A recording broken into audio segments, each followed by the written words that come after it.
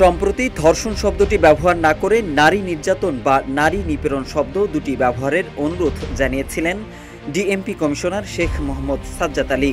DMP কমিশনারের ধর্ষণ শব্দ এড়িয়ে বিকল্প শব্দ ব্যবহারের মন্তব্যের তীব্র নিন্দা জানিয়েছে প্রধান উপদেষ্টার কার্যালয়।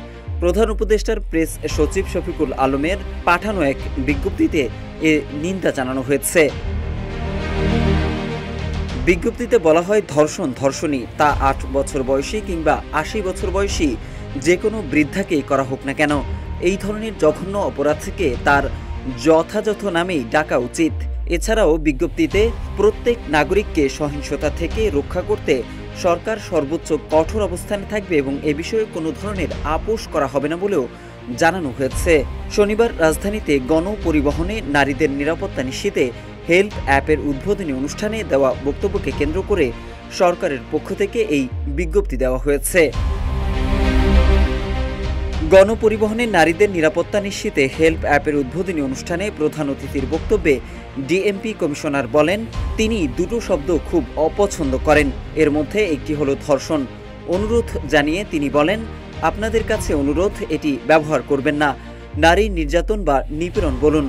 এরপর ডিএমপি কমিশনার বলেন, আমাদের আইনেও নারী ও শিশু নির্যাতন বলা হয়েছে, যে শব্দগুলো শুনতে খারাপ লাগে সেগুলো আমরা না বলি।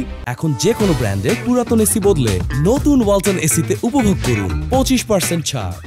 এছাড়া যেসব ঘটনা জনমনে আতঙ্ক বা ভয় সৃষ্টি করে তা কম দেখানোর অনুরোধ জানিয়ে ডিএমপি কমিশনার আরও বলেন, যেসব ঘটনা জনমনে আতঙ্ক বা ভয় সৃষ্টি করে তা কম দেখানোর অনুরোধ জানাই।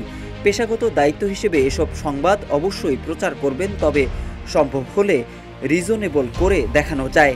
তবে ডিএমপি কমিশনারের এই বক্তব্যের পর সমালোচনার ঝড় ওঠে। সামাজিক ও মানবাধিকার সংগঠনগুলো সহ বিভিন্ন মহল থেকে নিন্দা জানানো হয়। এদিকে শেখ মোহাম্মদ সাজ্জাদ আলী ধর্ষণ শব্দটি ব্যবহার না করার অনুরোধের মাধ্যমে বাস্তবে ধর্ষকের পক্ষ নিচ্ছেন বলে অভিযোগ করেছে ট্রান্সপারেন্সি ইন্টারন্যাশনাল বাংলাদেশ। সংস্থাটির নির্বাহী পরিচালক ডক্টর ইফতেখারুজ্জামান বলেন, ডিএমপি কমিশনার ধর্ষণ শব্দটি ব্যবহার না করার অনুরোধের মাধ্যমে বাস্তবে ধর্ষকের পক্ষ নিচ্ছেন। এটি কোনোভাবেই গ্রহণযোগ্য নয় এবং তার এই বক্তব্য অবশ্যই প্রত্যাখ্যান করা উচিত। তবে এই ঘটনায় ডিএমপি কমিশনার দুঃখ প্রকাশ করে একটি বিজ্ঞপ্তি দিয়েছেন। মোহাম্মদ সাইফুল ইসলাম, ইত্তেফাক।